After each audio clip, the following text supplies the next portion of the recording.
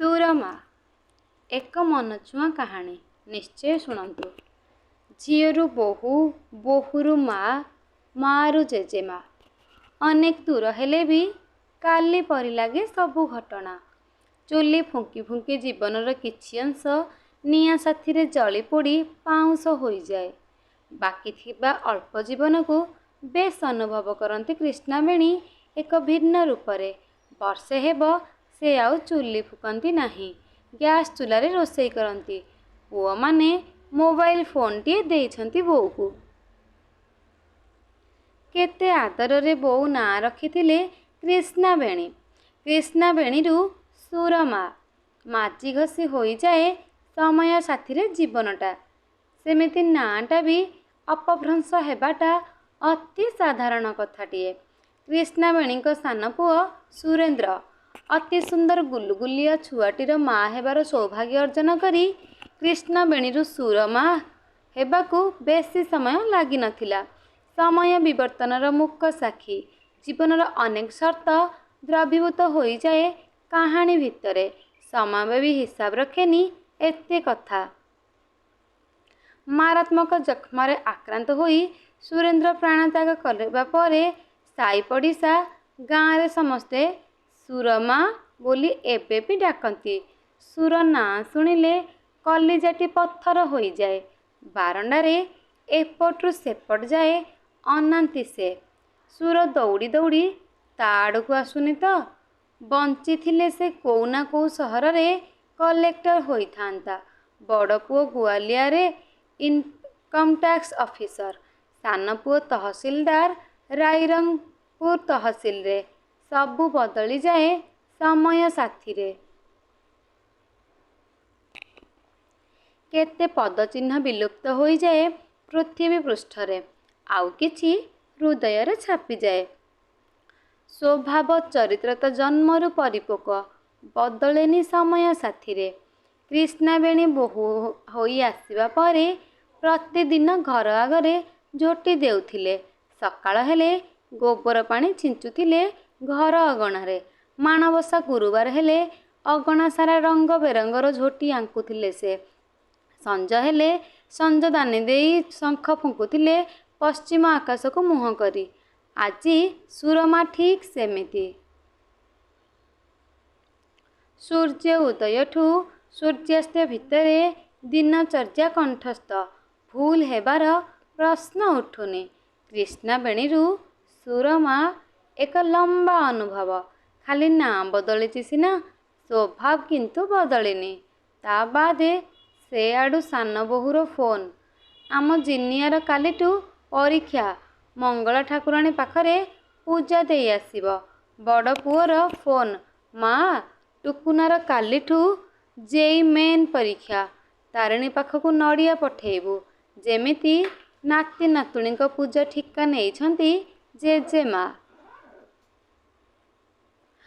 Bus ଡ୍ରାଇଭରକୁ ନଡ଼ିଆ ବଢ଼େଇ ଦେଇ ହାତ ଯୋଡ଼ି ଛିଡ଼ା ହୋଇ ରହନ୍ତି ବସ୍ ଯିବା ପର୍ଯ୍ୟନ୍ତ। କାହାକୁ ଆଉ ସମୟ ନାହିଁ ପୂଜା ପାଇଁ। ଜେଜେମାଙ୍କର ଆନନ୍ଦ ସେଇଥିରେ। ନାତି ନାତୁଣୀଙ୍କ ପାଇଁ ବ୍ୟସ୍ତତା କିଛି ସମ୍ଭାବନା ସୃଷ୍ଟି କରେ ନିଃସଙ୍ଗ ଜୀବନରେ। ନିଃଶବ୍ଦ ମରୁଭୂମିଠାରୁ ବି ଅନେକ ବଡ଼ ସେମାନଙ୍କ ନିଃସଙ୍ଗତା। ଯେତେ ଡାକିଲେ ନା ବଡ଼ ପୁଅ ପାଖକୁ ଯାଆନ୍ତି ସୁରମା, ନା ସାନ ପୁଅ ପାଖକୁ। ଅନେକ ଦିନ ପରେ ପୁଅମାନଙ୍କ ପାଖକୁ ଯିବା ପାଇଁ ରାଜି ହୋଇଛନ୍ତି ବୋଉ। ଏଥର ପୁଅମାନଙ୍କ କଥାକୁ ଆଉ ଟାଳି ପାରିଲେ ନାହିଁ ସେ। ସାନ ବୋଉ କହିଲା, ବୋଉ, ଶିବରାତ୍ରିରେ ଆମେ ଆସୁଛୁ, ତମକୁ ନେଇଯିବୁ। ଧୀରେ ଧୀରେ ତମକୁ ଗାଁ ଛାଡ଼ିବାକୁ ହେବ। ବୁଢ଼ୀ ହେଲଣି, ଗାଁରେ ତମ କଥା ଆଉ ବୁଝିବ କିଏ? ପ୍ରଥମେ ଆମ ଘରକୁ ଆସିବ ନା ଭାଇ ଘରକୁ? ଭାଇଙ୍କ ସାଥିରେ କଥା ହୋଇକି କହିବି। ତମେ ପ୍ରସ୍ତୁତ ହୋଇଥାଅ ବୋଉ। ପୁଣି ଦିନେ ଫୋନ୍ ଆସିଲା ସାନ ବୋହୂ ପାଖରୁ, ବୋଉ, ଜିନିଆ ଭାରି ରାଗୁଛି। ଟୁକୁନା ବି ରାଗୁଥିଲା ତମ ଉପରେ। ଟୁକୁନା କହୁଥିଲା ଜେଜେମା ଭଲକି ଗାଧୁଏନି, ଗନ୍ଧ ଆସେ ତା' ଦେହରୁ। ତାକୁ ମୁଁ ଜମାରୁ ଆମ ଘରକୁ ଡାକିବିନି। ହା ହା କରି ହସୁଥିଲେ ସୁରମା। ତାଙ୍କ ଦେହରେ ଶଙ୍କା ପଶିଲା। ପରୋକ୍ଷ ଭାବରେ ମୋତେ ଆଉ ଯିବାକୁ ବାରଣ କରୁନାହାନ୍ତି ତ ମୋ ପୁଅମାନେ। ମୋ ମନ ଭାରି ପତଳା। ସବୁ ଭୁଲି ଯାଆନ୍ତି ମୁହୂର୍ତ୍ତକ ଭିତରେ। ମା ହେବାର ଗନ୍ଧ ଛୁଆଙ୍କ ପାଇଁ ଚନ୍ଦନ ପରି ମହକେ। ମାର କାନିପଣତକୁ ବାର ବାର ଆଘ୍ରାଣ କରିବାର ଇଚ୍ଛା ପିଲାମାନଙ୍କୁ ପାଗଳ କରେ ବୋଲି ସୁରମା ଶୁଣିଥିଲେ ପିଲାଦିନେ। ସମୟ ସାଥିରେ ସବୁ ବଦଳି ଯାଏ ବୋଧେ। ମା'ରୁ ଜେଜେମା ସତରେ କ'ଣ ଦେହର ଗନ୍ଧ ବଦଳିଯାଏ? ଶିବରାତ୍ରିକୁ ଆଉ 10 ଦିନ। ଗାଁରେ ପ୍ରତିବର୍ଷ ମେଳା ବସେ। ପୁଅ ବୋହୂ ପାଖକୁ ଯିବ। ଖୁସିର ସୀମା ନାହିଁ। ମାସେ ପରେ ଫେରିବା ବେଳକୁ ଚାଉଳରେ ପୋକ ଲାଗିଯିବ ବୋଲି ଗାଁ ମୁଣ୍ଡରେ ରହୁଥିବା ନେପାଳୀ ବୁଢ଼ୀକୁ 5 କିଲୋ ଚାଉଳ ଦେଇ ଆସିଲେ। ଗରିବକୁ ଦାନ ଦେଲେ ଧର୍ମ ହୁଏ। ସେଥିପାଇଁ ବୋଧେ ଚାଉଳ ଦେଇ ଆସି ବହୁତ ଖୁସି ଥିଲେ ସୁରମା। ମଞ୍ଜି ବଡ଼ି ସାନ ବୋହୂର ପସନ୍ଦ। ରାଇରଙ୍ଗପୁର ପଠେଇବେ ବୋଲି ରାତି ସାରା ବ୍ୟସ୍ତ।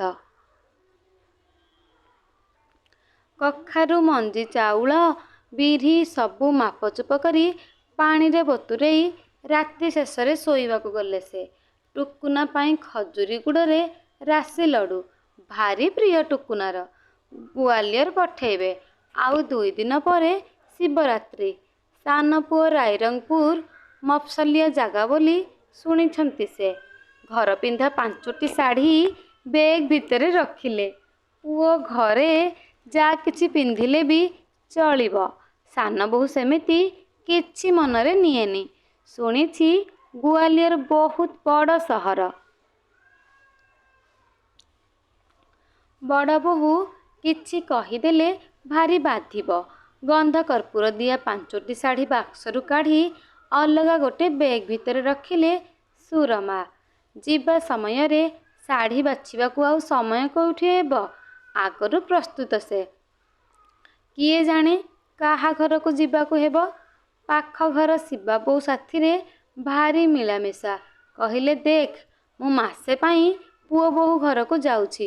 ଆମ ଘର ଚାବି ତୋ ପାଖରେ ରହିବ। କାହାକୁ କହିବୁନି। ତୋତେ ଖାଲି ବିଶ୍ୱାସ କରେ ବୋଲି ଚାବି ଦେଇ ଯାଉଛି। ମୋ ରାଣ, ସବୁଦିନ ଭିତରକୁ ଆସି ତୁଳସୀ ମୂଳରେ ପାଣି ଦେଇଯିବୁ। ବାସ୍। ଗାଁରେ ପ୍ରାୟ ସମସ୍ତଙ୍କୁ କହିସାରିଛନ୍ତି ସୁରମା। ପୁଅ ବୋହୂ ପାଖକୁ ବୁଲି ଯାଉଛନ୍ତି ସେ ମାସକ ପାଇଁ। କୋଉ ପୁଅ ପାଖକୁ ଯିବେ କିନ୍ତୁ ଠିକ୍ ହୋଇନି। ଆଜି ଶିବରାତ୍ରି। ପୁଅ ଝିଅ ସମସ୍ତେ ଆସିଛନ୍ତି ଗାଁକୁ। ସୁରମାଙ୍କ ଖୁସି କହିଲେ ନ ସରେ। ବାହାରକୁ ଯିବେ ବୋଲି ପାଳ ମାଟିରେ ମୁଣ୍ଡ ଧୋଇ ଖରାରେ ବସିଛନ୍ତି ସେ। ରାଇରଙ୍ଗପୁର ପହଞ୍ଚି ଜିନିଆକୁ ସରପ୍ରାଇଜ୍ ଦେବେ ବୋଲି ତା ପାଇଁ କିଣିଥିବା ଟିକିଲି, କ୍ଲିପ୍ ଓ ଚୁଡ଼ି ବେଗ୍ ଭିତରେ ଛୁପେଇକି ରଖିଛନ୍ତି। ରାତିରେ କେତେ ରକମର ଖାଇବା ବନେଇଲେ ସୁରମା। ନିମ୍ବ ବାଇଗଣ, ଶିମ୍ବ ଭଜା, ବଡ଼ି ଚୁରା, କାନ୍ଦୁଲ ଡାଲି, ଅନେକ କିଛି। ପୁଣି ଚୁଲିରେ। ଘର ମଝି ଅଗଣାରେ, ଖୋଲା ଆକାଶ ତଳେ। ସମସ୍ତେ ଆଜି ସାଥିରେ ବୋଲି ଚୁଲି ଫୁଙ୍କା କଷ୍ଟ ଭିତରେ ସମ୍ପର୍କର ନିଆରା ଅନୁଭବକୁ ସେ ଗୋଟାଉଥିଲେ।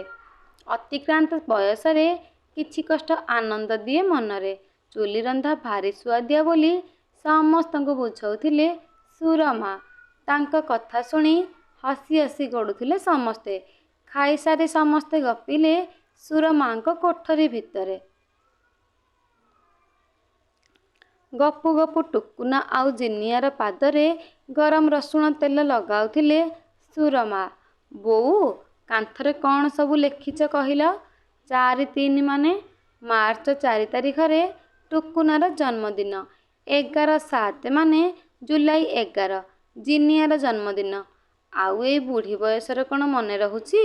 ତାରିଖ ଦେଖିଲେ ସେମାନଙ୍କ ଜନ୍ମଦିନ କଥା ମନେ ପଡ଼େ। ଶିବ ମନ୍ଦିର ଯାଇ ପୂଜା ଦେଇ ଆସେ। 2 ବୋହୂଙ୍କ ଆଖି ଛଳ ଛଳ ହୋଇ ଆସିଲା ବୋଉର କଥା ଶୁଣିକି। ସୁରମା ଭାରି ଅଭିମାନୀ। ଯିବା ନେଇ କାହାକୁ ପଚାରିଲେ ନାହିଁ। ମୁଁ କାହିଁକି ପଚାରିବି? ମୁଁ କୋଉଠିକି ଯିବି ସେମାନେ କୁହନ୍ତୁ। ରାତିରୁ ଉଠି ପୁଅ ବୋହୂ ଟୁକୁନା ଟ୍ରେନ୍ ଧରି ଗ୍ୱାଲିୟର ଚାଲିଗଲେ। କିଛି ବି କହିଲେନି। ସକାଳୁ ଉଠି ସାନ ପୁଅ ଜିପ୍ରେ ବସିଲାଣି ରାଇରଙ୍ଗପୁର ଯିବ ବୋଲି। ବୋହୂ ବି ପାଖରେ ବସିଛି। ଜୋର ଜବରଦସ୍ତ କରି କଳାଟିପା ଲଗେଇଦେଲେ ଜିନିଆର କପାଳରେ। ଜେଜେମା, ଏ କ'ଣ କଲ? ବାୟାଣୀ, ଏତେ ସୁନ୍ଦର ମୁହଁଟି କାହାର ନଜର ଲାଗିବ ନାହିଁ। ଦୌଡ଼ିଗଲେ ଘର ଭିତରକୁ। ଚୁଡ଼ି ଟିକିଲି ପାଉଚକୁ ଧରେଇ ଦେଲେ ଜିନିଆକୁ। ଜିନିଆ ହସିଦେଇ କହିଲା, ଥ୍ୟାଙ୍କ୍ ୟୁ ଜେଜେମା। ସୁରମା ହସିଦେଲେ। କିଏ ତାଙ୍କ କାନ ପାଖରେ କହୁଥିଲା ଯେମିତି, ହସିଲେ ହିଁ ଦୁନିଆ ଜାଗା ଦିଏ। ଏମିତି ଲୁହ ପାଇଁ ଆଖି ଭିତରେ ବି ଜାଗା ନଥାଏ। ଇଚ୍ଛା ନଥାଇ ବି ହସିବାକୁ ହୁଏ। ଧୂଳି ଉଡ଼େଇ ଜିପ୍ଟି ମାଡ଼ି ଚାଲିଥିଲା ଆଗକୁ। ସୁରମା ଭାଙ୍ଗିଯାଇ ଖଣ୍ଡ ବିଖଣ୍ଡ ହେଉଥିବା ସ୍ୱପ୍ନକୁ ହିଁ ସାଉଁଟୁଥିଲେ ଜିପ୍ ପଛରେ ଉଡ଼ୁଥିବା ଧୂଳି ଭିତରେ। କ୍ରିଷ୍ଣାବେଣୀରୁ ବିବର୍ତ୍ତିତ ସୁରମା ଆହୁରି ଭାଙ୍ଗି ପଡ଼ିଲେ ବୟସର ଚାପରେ।